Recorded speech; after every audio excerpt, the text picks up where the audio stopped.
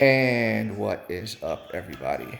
Now, you can see here, I got AEW Unrivaled right next to WWE Elite, Ricochet. And at the same time doing this, I'm watching. This is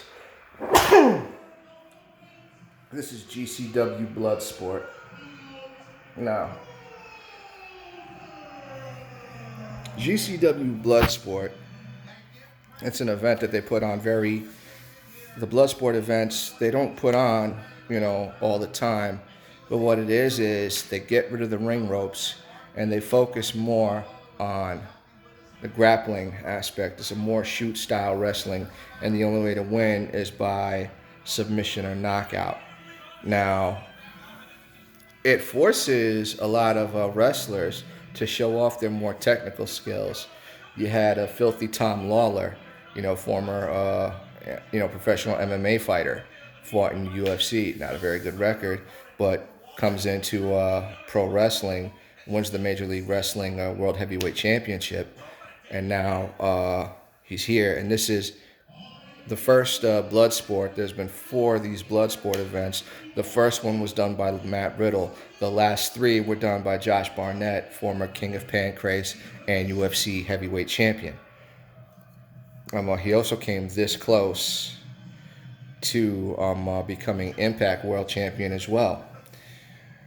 And the reason I bring this up is because I was having a conversation with my cousin. My cousin, he worked for House of Glory Wrestling. He also got accepted into the WWE Performance Center, and due to injury, he wasn't able to complete his program. Therefore, he didn't never got to become enhancement talent on NXT. But he stays within the business. He still affiliates himself with them. He also collects a lot of memorabilia that he raffles off and sells. Makes a lot of money that way. Good for him, for the most part, good for him. But me and him were talking, and I've come to the realization, these past few days that I don't have a favorite wrestler anymore. I don't have a favorite wrestler anymore. Now, there's plenty of wrestlers that I like. I just don't have a favorite anymore. My favorite used to be Chris Benoit. He's dead. My second favorite was Samoa Joe. Because when it came to technique and ferocity, it did not get better than Chris Benoit. And a very close second was Samoa Joe. Third place is Katsuyori Shibata. He doesn't, he was forced into retirement because he cracked his skull on Kazuchika Okada's head. Then tied for fourth is Jonathan Gresham and Zack Sabre Jr. Why are they tied for fourth? Because unfortunately, when it comes to both of them, brilliant technicians, here's the problem. Zack Sabre Jr. is too tall and lanky. Too tall and lanky, so when he pulls off a majority of these holds and these locks and submissions, it doesn't look real. To be a grappler, especially in Brazilian Jiu-Jitsu, you can't give too much space. And unfortunately, you got, for someone like him, because of those long, lanky limbs of his, he gives off a lot of space. Then with Jonathan Gresham is so short that when he applies these same holds to you, it looks almost comical. And it's not his fault. And as brilliant a technician as he is, it's sad. But then WWE last year was putting those Raw Underground matches on. They weren't bad. Stop doing it. They weren't bad. They just didn't do it properly. when they made when they did the Brawl for All, which they say is like one of the biggest mistakes in wrestling, which to say something was a huge mistake is to say that it was bad, that nobody liked it, or that it wasn't entertaining. The Brawl for All was hella entertaining. Ridiculous fights. Nice to see, and the fact that it was real is what really sold it. It's not, you know, it's not the tournament's fault. It wasn't even, not that format's fault that WWE didn't know what the hell they were doing with it. It was supposed to be there to push Dr. Death Steve Williams. Oh, he's a legitimate tough guy, so let's book him in it. And then after he gets knocked out, like, dude, you should have just, if you wanted to book him to fight, Stone Cold, then just book him to fight Stone Cold instead of putting him in an actual tournament and then him eventually getting knocked out as badly as he did. And then to punish Bart Gunn for winning the tournament at the end, it was like, well, that's the dude you should have been pushing at that point. But of course they didn't do that. So now you got this more shoot style of matches where, just like with Bloodsport, forces these guys to be a little bit more technical. But that would have been the perfect opportunity to use more of their more lower mid-card guys. Instead, you wound up with wind up with guys like Dolph Ziggler. Now, don't get me wrong, Dolph Ziggler is a great technical wrestler. He's a great technical wrestler, and they should have emphasized more of that by putting him up against Bobby Lashley. They didn't do that. Bobby Lashley's a world champion. Has a better mixed martial arts record than Brock Lesnar did. Has more championships in mixed martial arts than Brock Lesnar did. They weren't as prestigious as the UFC title, but he still had more championships than Brock Lesnar. Now you got the two of them. It would have been nice to see the two of them actually use their more technical skills. That way,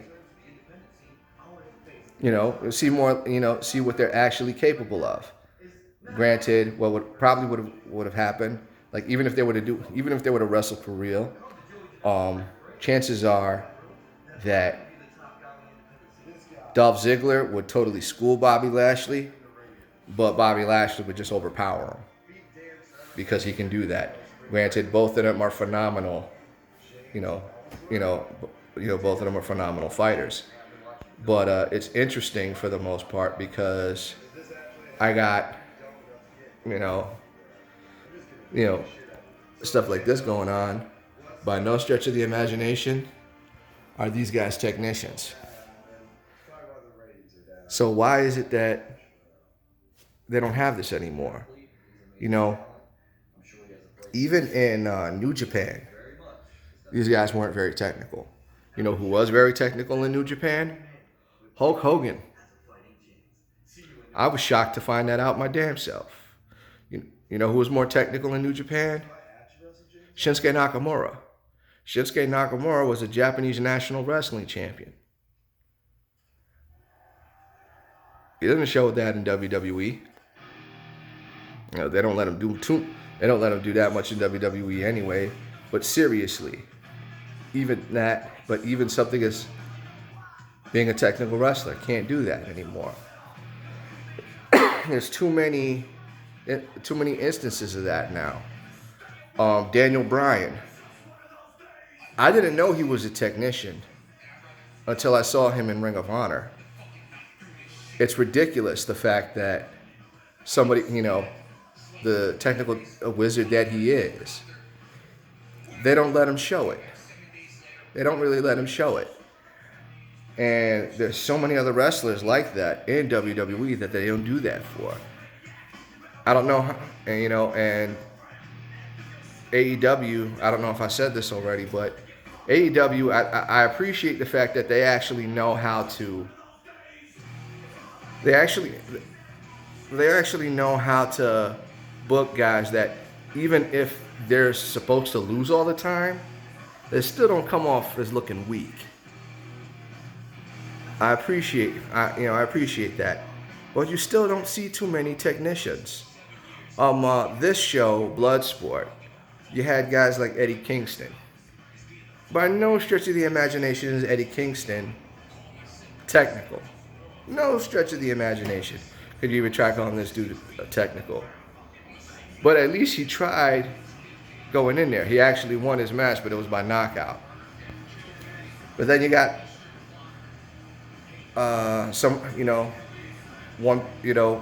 GCW. Like I said, they try for the most part trying the more technical side. Something that AEW doesn't, WWE doesn't. Ring of Honor has an entire championship dedicated to more technical wrestlers. That being the pure wrestling title. They did away with that, but now thanks to guys like Jonathan Gresham, they brought it back.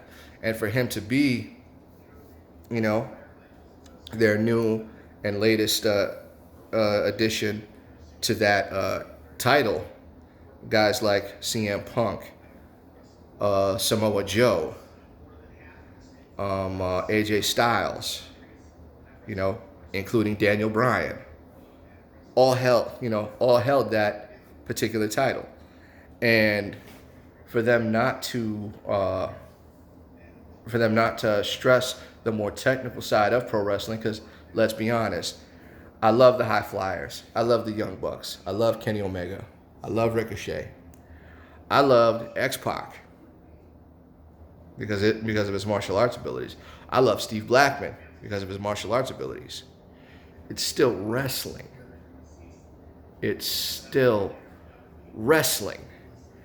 And you don't see too much of that this time around, unfortunately. It's sad.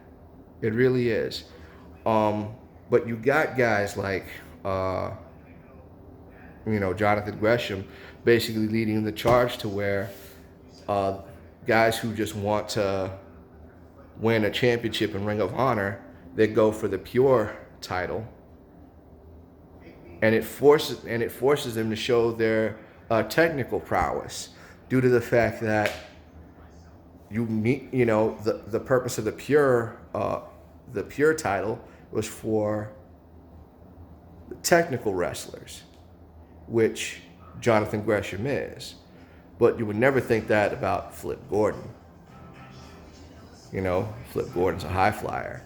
You would never think that about several of the high flyers that entered the pure tournament just for a shot at winning some form of Ring of Honor championship.